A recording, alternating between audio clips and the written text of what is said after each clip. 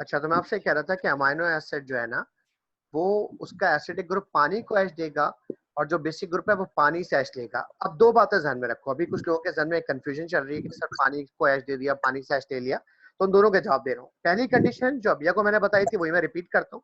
Assume करता हूँ कि एक ही वाटर मॉलिक्यूल है, तो एक H पानी को दिया और एक H पानी से ले लिया, तो पानी एज इट इज रहा, वैसे का वैसे ही रहा। पानी ने H लूज भी किया और गेन भी किया, तो पानी पे कुछ नहीं रहा, पानी H2O था, H2O रहा। क्यों? पहले उसने क्या किया, पानी ने पहले H प्लस गेन किया, किस में कन्वर्ट हो गया, H3O में कन्वर्ट हो गया। फिर पानी ने क्या किया, H लूज किया, वापस किस में कन्वर्ट हो गया, H2O में। तो रिएक्शन से पहले भी पानी H2O था, रिएक्शन के बाद भी पानी क्या हुआ, H2O हुआ। पहली बारी में H प्लस गेन हुआ, किससे गेन हुआ, COOH से। दूसरी बारी में H का लॉस हुआ, किस पे लॉस हुआ, किसने छीन लिया, NH2 ने। तो जो लॉस और गेन हुआ वो एक तरीके से बराबरी की बुनियाद पे हो गया, जितना लॉस हो रहा है उतना ही गेन हो रहा है। तो पानी बिफोर और आफ्टर लेकिन क्या सर रहा? ये सब साइमल्टेनियसली हुआ ना? हाँ, ये एक साथ ही होगा ना, तो समझाने के लिए मैं इसका बता रहा हूँ ना आपको। तो एक ही वक्त में आप ऑब्जर्व कर रहे हो कि जी दोनों बातें हो रही हैं, लॉस भी हो रहा है और गेन भी हो रहा है। अगर एक मॉलिक्यूल था, एक लम्हे के लिए बात समझ लो कि एक मॉलिक्यूल था, सही है, तो ये हो गया। अब आपने कहा नहीं सर एक नहीं है, बिलियंस ऑफ मॉलिक्यूल है। एक नहीं है, बिलियंस ऑफ मॉलिक्यूल है, आप बिलियंस ऑफ मॉलिक्यूल के रेफरेंस से बात करें। मैंने कहा चलो बिलियंस ऑफ मॉलिक्यूल्स हैं, दो मॉलिक्यूल्स पानी के इस वक्त इस रिएक्शन में इन्वॉल्व है। आपने कहा सही चले, दो इन्वॉल्व है। मैंने कहा चलो अगर दो इन्वॉल्व है ना, तो एक पानी के मॉलिक्यूल से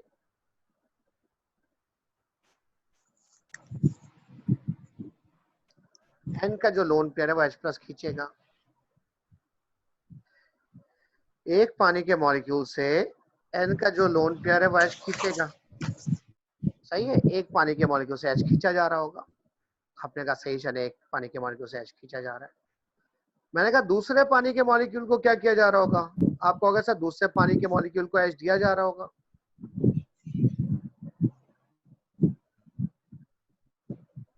सही है, मैंने कहा चलो अब रिएक्शन हो गया, एक लूज कर लिया, एक गेन कर लिया, क्या होगा उसके बाद? एक लूज किया, एक गेन कर लिया, क्या होगा उसके बाद? आपने कहा सर N ने गेन किया, NH3 हो गया पॉजिटिव, और इस पानी ने चूंकि लूज किया तो ये पानी क्या हो गया, OH माइनस हो गया। मैंने कहा सही है। मैंने कहा आगे बताओ। आपने कहा सर COOH ने लूज कर दिया तो COO माइनस हो गया। मैंने कहा और? आपने कहा सर H ने, पानी ने H गेन कर लिया तो H3O पॉजिटिव हो गया।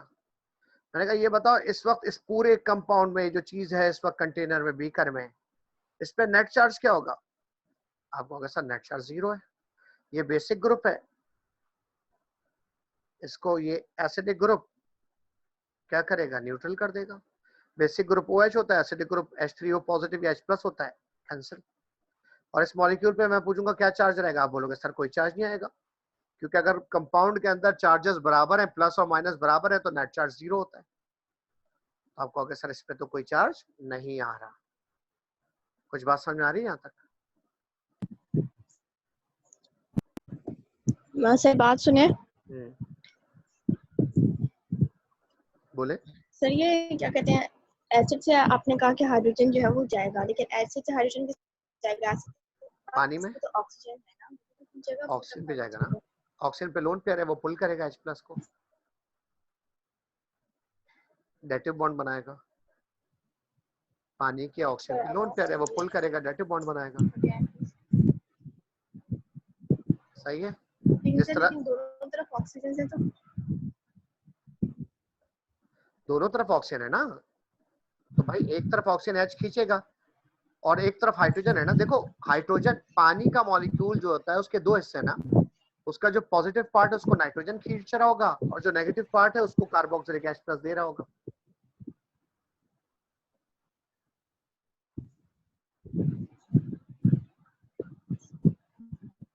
पानी के मॉलिक्यूल के दो हिस्से हैं ना, दोनों हिस्से रिएक्शन में इन्वॉल्व हैं। एक हिस्सा जो है वो H प्लस छीन रहा है, एक हिस्सा H प्लस दे रहा है, क्योंकि पानी का ये रिएक्शन एसिड से अलग होता है, बेस से अलग होता है। हमने NH3 का पानी से रिएक्शन पढ़ा था, आपको लिखवाया भी था अगर आपको याद होगा। क्या पढ़ाया था? NH3 plus H2O। क्या पढ़ा था आपने कि पानी H दे देता है, क्या बनाता था, NH4 प्लस बनाता था। और यही रिएक्शन आपको HCl के साथ पढ़ाया आपने कहा, हाँ जी। इसमें पानी क्या करता था, H+ गेन करता था। तो पानी की खूबी क्या है, पानी H+ का डोनर भी है और H+ का एक्सेप्टर भी है। तो जब पानी एसिड से रिएक्शन करता है तो H+ गेन करता है, जब पानी बेस से रिएक्शन करता है तो H+ डोनेट करता है। क्लियर है यहाँ तक बात?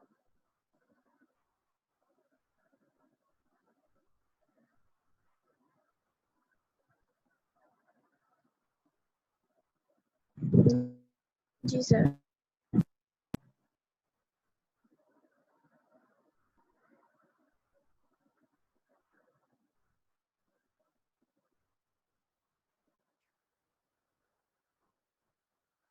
तो हमारे पास ज़िट्राइन क्या है, ionic product of amino acid है। अमीनो एसिड को जब पानी में डिसॉल्व किया जाता है तो उसका एसिडिक और बेसिक ग्रुप जो होता है वो H+ डोनेट और H+ गेन करता है। ये जो अमीनो एसिड का मॉलिक्यूल है, इस अमीनो एसिड को क्यों कहा गया नॉन पोलर? इस अमीनो एसिड को इसलिए नॉन पोलर कहा जा रहा है कि इसके ज़िट्राइन में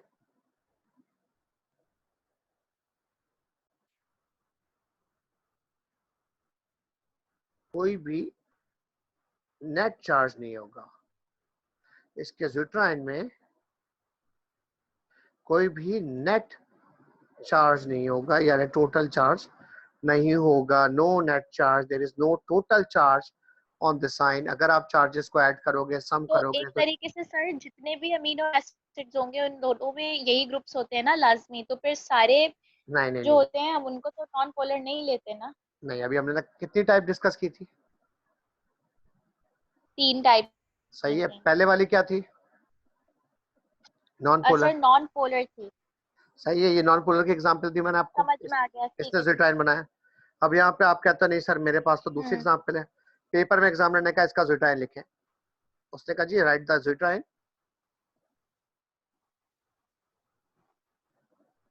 सर अगर पोलर का लिखने को आ गया तो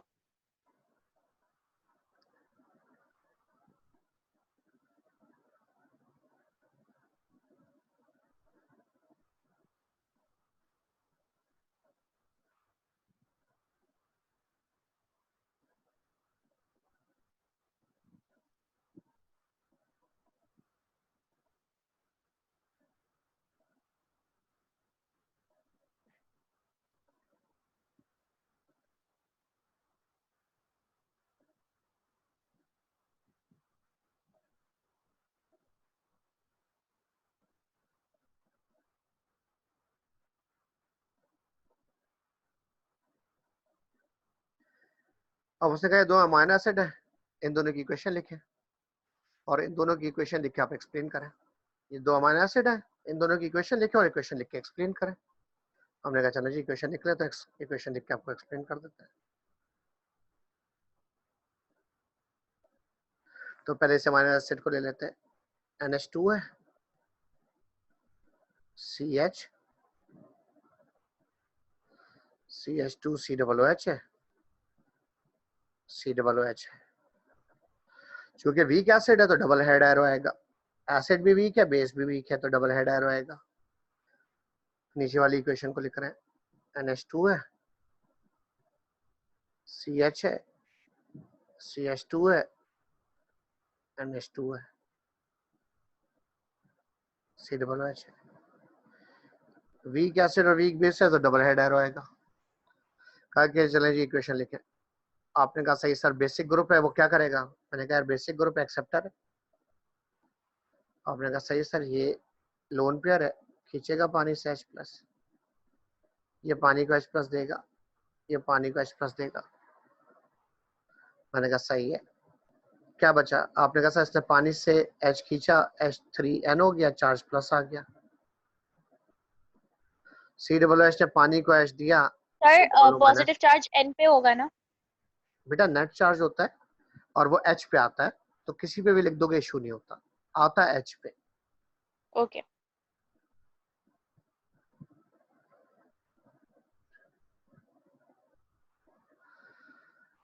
अब जो अमीनो एसिड क्रिएट हुआ, पूछा गया कि जी ये क्या है, पोलर है या नॉन पोलर है? आपने कहा सर ये पोलर है। मैंने कहा कैसे एक्सप्लेन करें पोलर कैसे? आपने कहा सर एक्वस स्टेट में इस पे चार्ज क्या आ रहा है? मैंने कहा नेट चार्ज नेगेटिव आ रहा है, मैंने कहा नेट चार्ज नेगेटिव आ रहा है, आपने कहा ये अमाइन दो एच दिया COH ने। नहीं, हर COOH ने एक एच दिया ना, 2 COOH थे तो 2 एच का लॉस हुआ।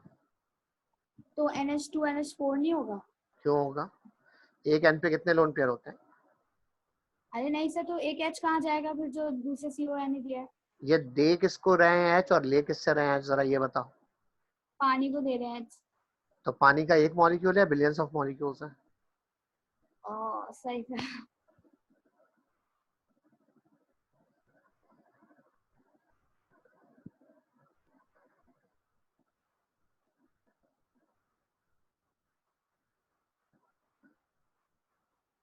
ये पोलर है क्योंकि इसके ज्विटर आयन का नेट चार्ज क्या नेगेटिव है, तो ये ज्विटर आयन हो गया इसका।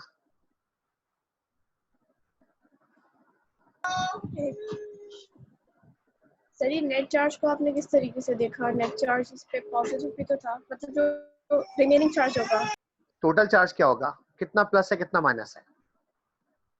एक प्लस माइनस तो है वो कैंसिल आउट हो गया, बाकी जो रिमेनिंग था माइनस उसे नेट चार्ज बना दिया। बिल्कुल सेम इसी तरह नीचे भी करेंगे। ठीक है।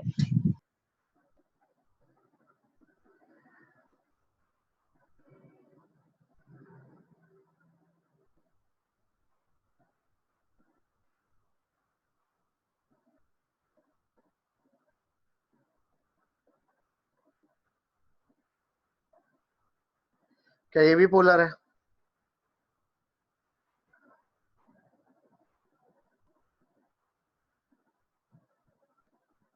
जी सर। सर हम अमीनो एसिड को कहेंगे ना कि पोलर है। जी बिल्कुल।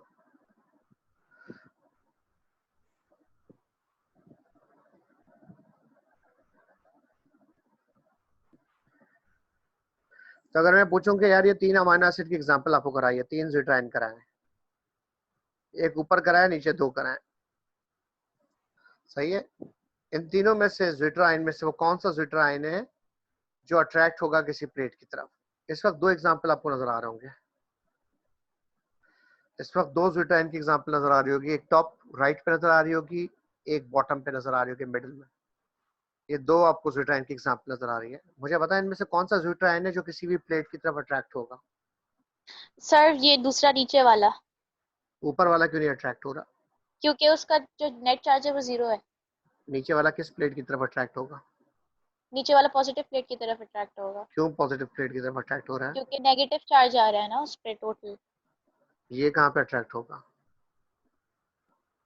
तो ये तो नेगेटिव प्लेट पे अट्रैक्ट होगा। क्यों? पॉजिटिव इलेक्ट्रोफोरेसिस में पढ़ते हैं ना।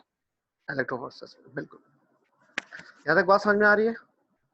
तो ज्विटराइन हमारे पास कहाँ हो गए? यहाँ तक की बात सबके समझ में आ गई कि हमारे पास अमीनो एसिड्स क्या होते हैं, ज्विटराइन क्या होते हैं, टाइप्स ऑफ अमीनो एसिड क्या होती है।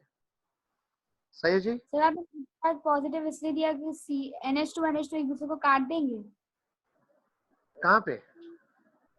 सेकंड वाला जो एग्जांपल है, ये NH2 COH कट जाएंगे और फिर NH2 बचेगा, इस पूरे इसलिए कंपाउंड, मुझे ये बताओ, ये कंपाउंड है, सही सा देखना।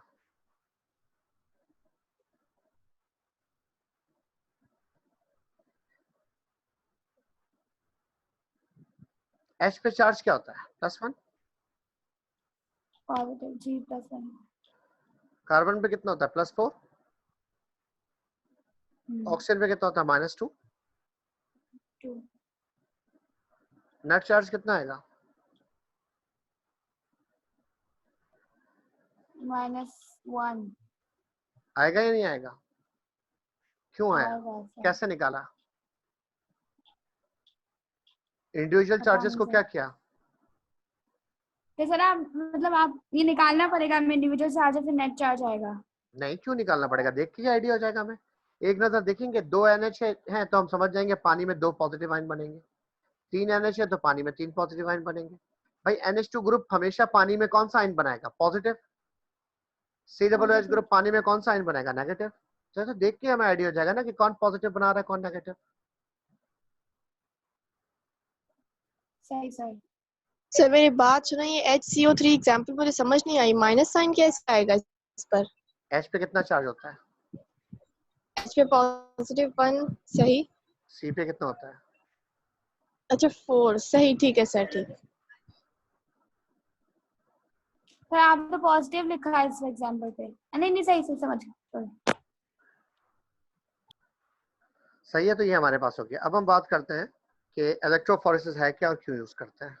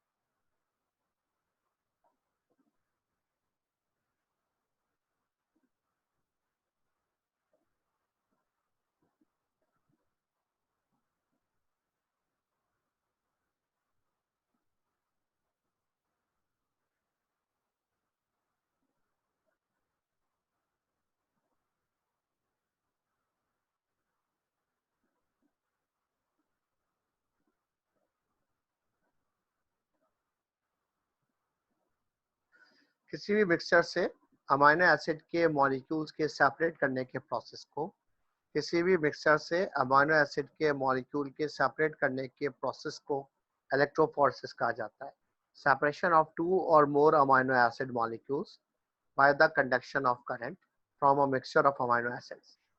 एक मिक्सचर हो आपके पास, अमाइनो एसिड का मिक्सचर है, उससे आप अमाइनो एसिड के मॉलिक्यूल्स को सेपरेट कर रहे हैं by the conduction of current.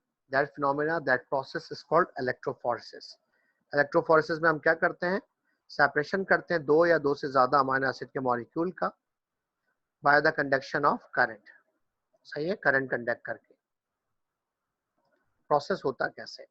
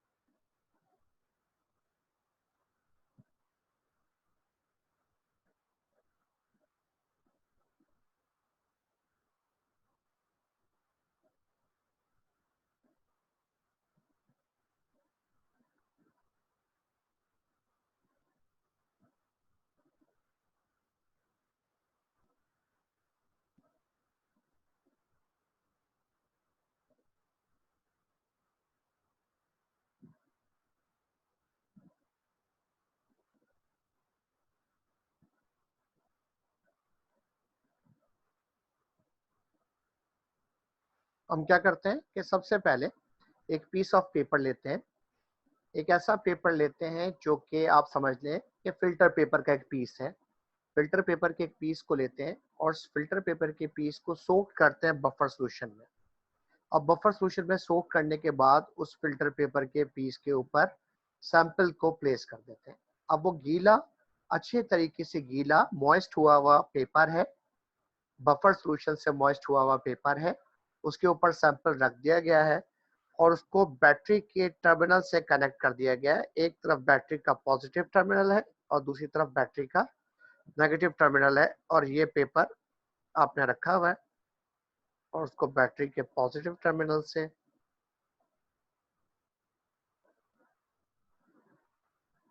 और बैटरी के नेगेटिव टर्मिनल से अटैच कर दिया।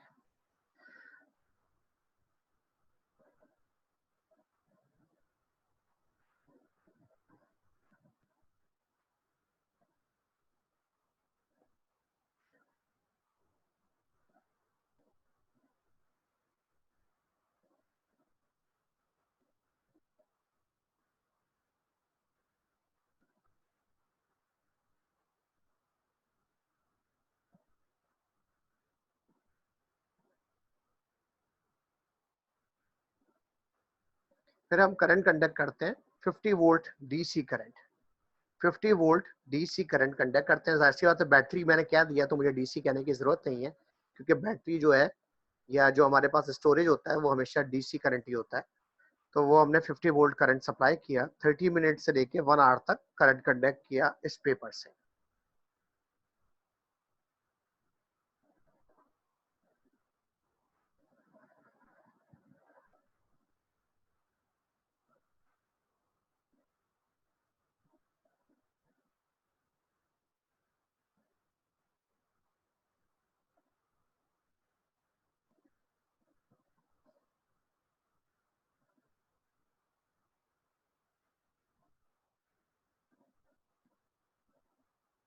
सर पेपर कंटेनिंग सैंपल नहीं होगा?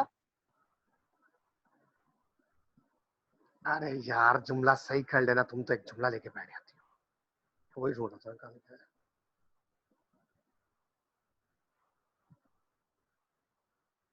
सही है। तो वो पीस ऑफ पेपर जिसके ऊपर सैंपल था, उस पीस ऑफ पेपर को हमने ट्रीट किया लोकेटिंग एजेंट के साथ। लोकेटिंग एजेंट क्या होता है?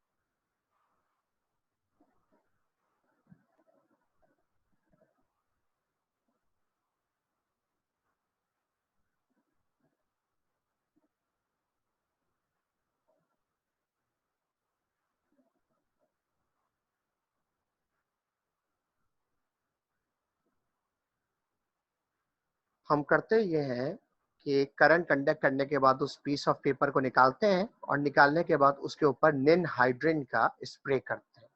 निन हाइड्रिन का स्प्रे करते हैं। निन हाइड्रिन लोकेटिंग एजेंट है।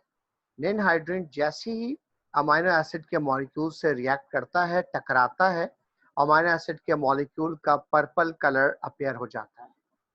सही है। अब आपके पास क्या है? पीस ऑफ पेपर है, उस पे अमाइनो एसिड मौजूद है, लेकिन आपको नजर कुछ नहीं आ रहा, क्योंकि अमाइनो एसिड कलरलेस होता है।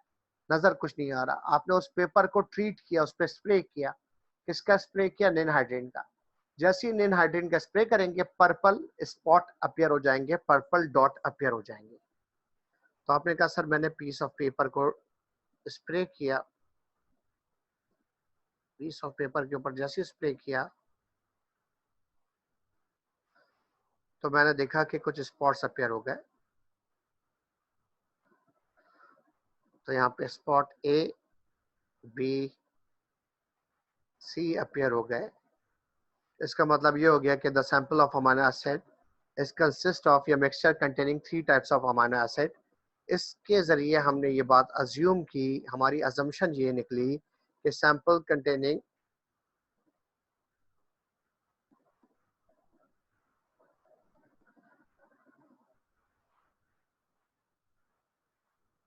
3 types of amino acid, sample के अंदर 3 टाइप के अमाइनो एसिड थे। तो जब करंट कंडक्ट किया गया तो वो तीनों टाइप एक दूसरे से सेपरेट हो गए, और जब निनाइट्रीन से ट्रीट कराया गया तो 3 स्पॉट्स अपीयर हो गए। इसका मतलब इस सैंपल के अंदर अमाइनो एसिड के 3 मॉलिक्यूल्स थे, ए, बी और सी।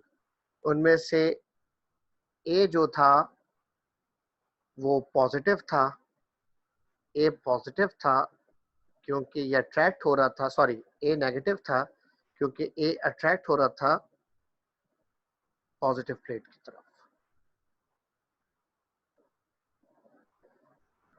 नेगेटिव है क्योंकि अट्रैक्टेड टूवर्ड्स पॉजिटिव प्लेट की तरफ अट्रैक्ट हुआ। इसी तरीके से सी जो है वो क्या निकला, सी आपने कहा सर पॉजिटिव है। क्यों? क्योंकि अट्रैक्ट हुआ था, मूव कर रहा था, किसकी तरफ मूव कर रहा था, किसकी तरफ अट्रैक्ट हो रहा था, नेगेटिव प्लेट की तरफ। और बी क्या रहा है यहाँ पे,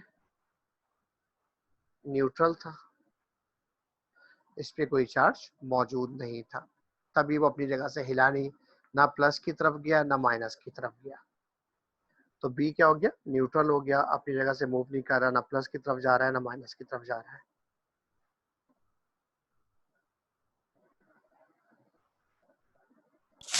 तो यहाँ पे काफी है। नहीं क्या कह रहे? सर नहीं, हाँ भाई सर आपने बहुत पढ़ा दिया। नहीं बहुत नहीं पढ़ाया है, हमारा अरे बहुत भाई मेरी रहता है। क्लास है अभी 5 बजे, मैं खत्म कर रहा हूँ वैसे भी। हाँ, सर ये खत्म हो गया क्या टॉपिक? फैक्टर्स अफेक्टिंग दिखा रहा हूँ, इसके एग्जांपल्स बाद में करेंगे। टॉपिक पूरा हो गया अमाइनो एसिड का।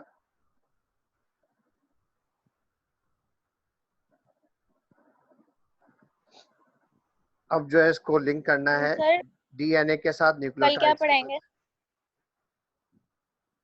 कल की क्लास में हम करेंगे न्यूक्लियोटाइड्स वगैरह, इसको इसके एग्जांपल और न्यूक्लियोटाइड्स। चाहिए।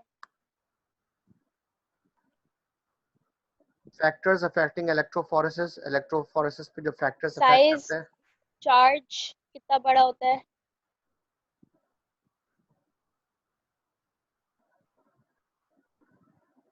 Relative mass,